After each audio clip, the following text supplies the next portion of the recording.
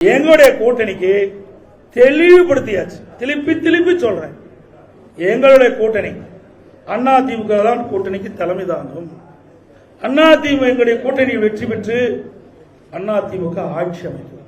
இதுக்கு மேல என்ன வேணும்? தேசிய கூட்டணிக்கு எங்களை சொல்றதுக்கு எதுவுமே இல்லைங்க. எங்க மீது எந்த புகாரும் சொல்றதுக்கு ஸ்டாலின் கிட்ட சரக்கு இல்ல. அதனால வேற ஒருத்தர் பிடிச்சிட்டு சொல்லிட்டு இருக்காரு. இங்க ஆளுது அதிமுக ஏற்கனவே முடிவு செய்யப்பட்டு விட்டது. எங்களை பத்தி சொல்லுங்க, நாங்க பதில் சொல்ல தயார். முடியலையே, இருந்தா தானே சொல்ல முடியும்.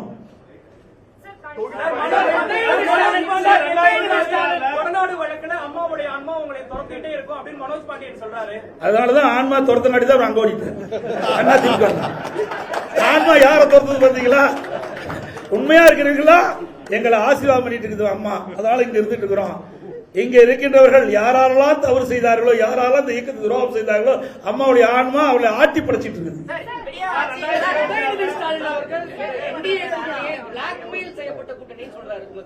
அவங்களுக்கு ஒரு வாய்ப்பு கொடுங்க. பிளாக்மெயில் என்ன பிளாக்மெயில்? ஒரே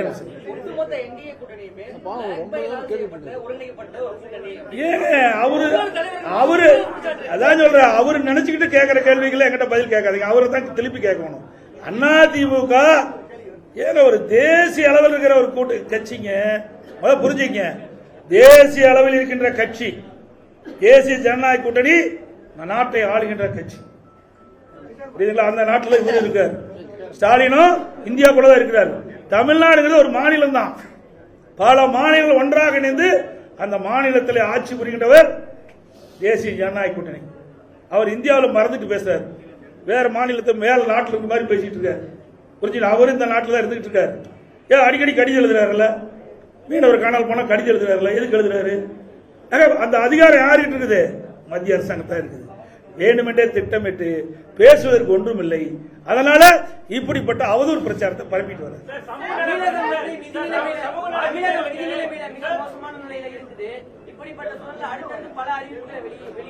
ஏங்க, நாங்க ₹1 வருமானம் இல்லாத போதே ஆட்சி செய்த கட்சிங்க அதிமுக கட்சி. கொரோனா காலத்தில் எங்களுக்கு என்ன வருமானம் வந்தது? ₹1 வருமானம் கிடையாது அரசாங்கத்துக்கு. அந்த காலகட்டத்தில் கூட வருவாய் இல்லாமலேயே ஆட்சி புரிந்த கட்சி அதிமுக கட்சி. அதனால வருவாய் பெருக்கி உயர்த்தி நாங்கள் அறிவிக்கின்ற திட்டங்களுக்கு தேவையான நிதிகளை உருவாக்குவோம்.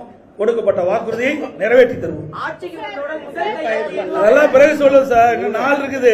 இப்பவே சொல்லிட்டு என்ன 1 வருஷம் இருக்குல்ல, என்ன ஒரு 2 மாசம் இருக்குல்ல.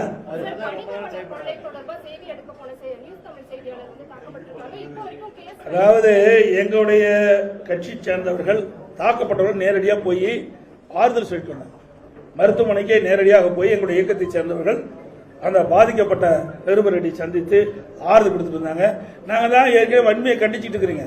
நீங்க ஊடக நபர்கள் பத்திரிகை மூலம் அவர் தூக்கி பிடிச்சிட்டு இருக்கிறீங்க. அதனாலதான் உங்களை அடிக்கிறாங்க. புரியுதா? தப்பா நினைக்க வேண்டாம், யாரும் தவறா நினைக்க வேண்டாம். அந்த கட்சி அப்படிப்பட்ட கட்சிங்க. திமுக கட்சி அப்படிப்பட்ட கட்சி. தயவு செய்து இனிமேலாவது உண்மை செய்தி வெளியிடுங்க. அன்போடு உங்களை வேட்டி கேட்கிறேன். உங்களுக்கு ஒரு பாதுகாப்பு கொடுக்கிற கட்சி அதிமுக கட்சிங்க. நீங்க திமுக கட்சிக்கு எப்பொழுது பார்த்தாலும் எங்களை பத்தி தான் குறை சொல்லிட்டு இருக்கிறீங்க. இருமுனா குறை சொல்றீங்க, துப்புனா குறை சொல்றீங்க. ஆனா திமுக பத்தி ஒரு குறையும் எந்த தொலைக்காட்சியிலும் வருவதில்லை, எந்த பத்திரிகையிலும் வருவதில்லை. அதனாலதான் அவங்க தைரியமா இப்படிப்பட்ட தாக்குதலில் ஈடுபடுறாங்க. நீங்க உண்மை செய்தி வெளியிடுங்க. மக்களே உங்க பக்கம் இருப்பாங்க. உங்களுக்கு மக்களே முழு பாதுகாப்பு கொடுப்பாங்க. இருந்தாலும் அனைத்து இந்திய அண்ணா திராவிட முன்னேற்ற கழகத்தை பொறுத்த வரைக்கும் உங்களுடைய ஊடக நண்பர்களுக்கும் பத்திரிகை நண்பர்களுக்கும் நிருபர்களுக்கு எப்பொழுதும் பக்க பலமாக இருப்போம். அதில் எந்த மாற்று கருத்து கிடையாது. அனைவருக்கும் நன்றி, வணக்கம்.